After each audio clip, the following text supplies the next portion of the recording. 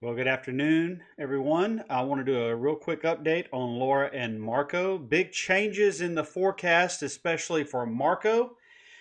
Taking a look at the overview right now, you can see Marco just off the western tip of Cuba and Laura just west of Puerto Rico. So, looking real quick at the track for Laura, we can see that the National Hurricane Center has her right between the Dominican Republic and Puerto Rico. I think that's probably kind of a blend of some centers. Maybe the low level center is still a little bit disorganized. And we can see that they still have the center of Laura going over the Dominican Republic and Cuba and then moving out into the Gulf of Mexico by around Monday evening and then moving up towards New Orleans as a Cat 1 hurricane. This is going to be a very unique situation, as I will show you with the track for Marco, as we have a significant track change as I was speaking about this morning. Now, the next thing I want to show you is the radar for Laura. You can see we have a little bit of a spin here north of Puerto Rico. This was very pronounced earlier as it came in. It looked like on the radar that it was a mid-level center southeast of Puerto Rico, but as it got closer to the coast, it was really down all the way almost to the surface. So I think it was a low-level center. We probably had a couple of low-level centers and that were spinning around one big, what we call a gyre. And so now this is a little bit better organized than it was earlier.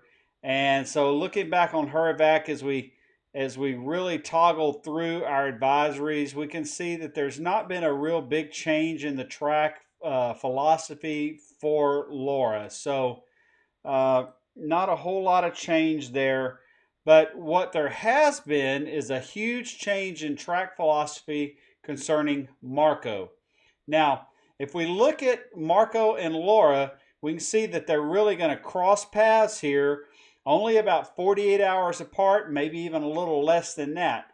And as I mentioned this morning in this morning's update, I thought that they were going to shift that track big time to the east. They did it a lot faster than I even thought they would. I thought they would do it a little gradually. I thought they would maybe move it over to the Sabine Pass and then move it over to central Louisiana, maybe even eastern Louisiana by the evening. But they went ahead and took it all the way over to the Mississippi Delta. And they're bringing it in as a Cat 1 hurricane by Monday afternoon. As we look at the timing of our most likely arrival of tropical storm force winds, we're looking at Monday morning. This is a big change in the forecast as we're looking at the arrival of a hurricane into the New Orleans area by Monday afternoon. You have now less than 48 hours to prepare for a hurricane and then another hurricane. If we look at Laura, toggling through to Laura, you'll have another hurricane arriving by Wednesday afternoon. So within 2 days, two Category 1 hurricane landfalls in New Orleans. I have no idea how that is even going to play out. So that's going to be very, very difficult to predict on what that's going to do to the levee system, the rainfall totals, and all of that. So taking a look now as we look at the visible imagery of Laura, you can see that we're getting a little bit better organized and as she moves off to the west-northwest.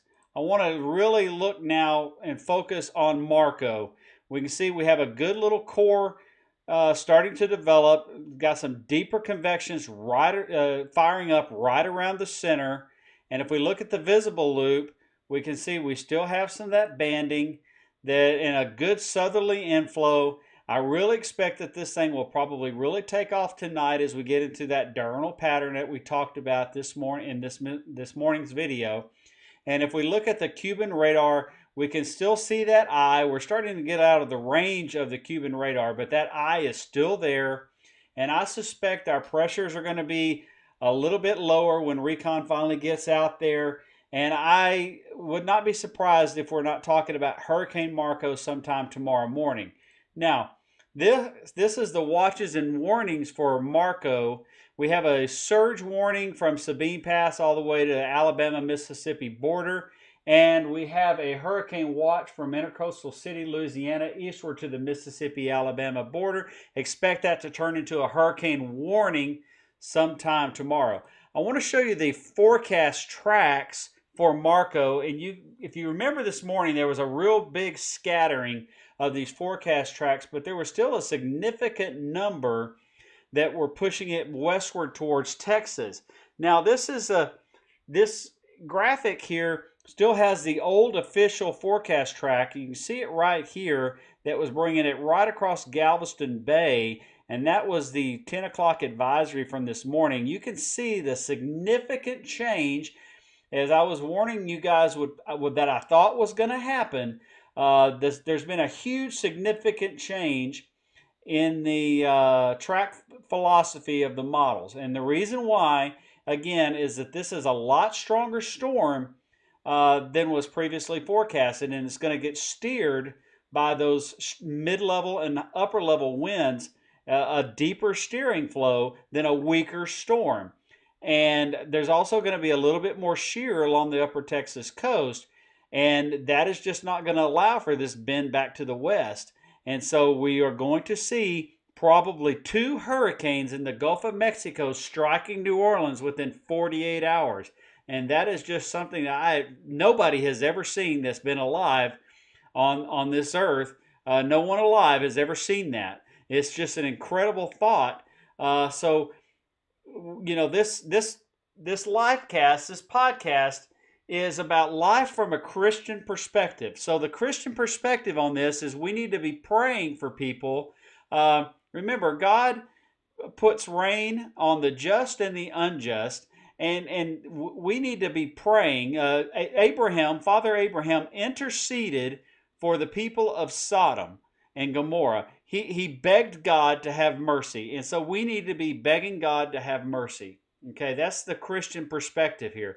Looking at the peak surge forecast graphics here, just for Marco, we're looking at 3 to 5 feet along the Louisiana coast. So not too bad. They can handle this kind of surge. We'll see what happens, though, when we get Laura involved. Last thing I want to look at real quick is the rainfall totals over the area. This is over the next 5 days.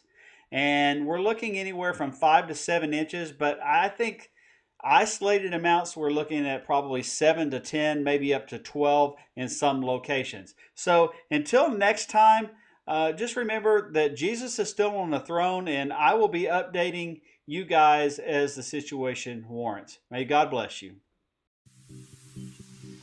Hey everyone, thanks for watching this edition of Agape Livecast. And whether you're watching this on Facebook or YouTube, I ask that you do me a favor.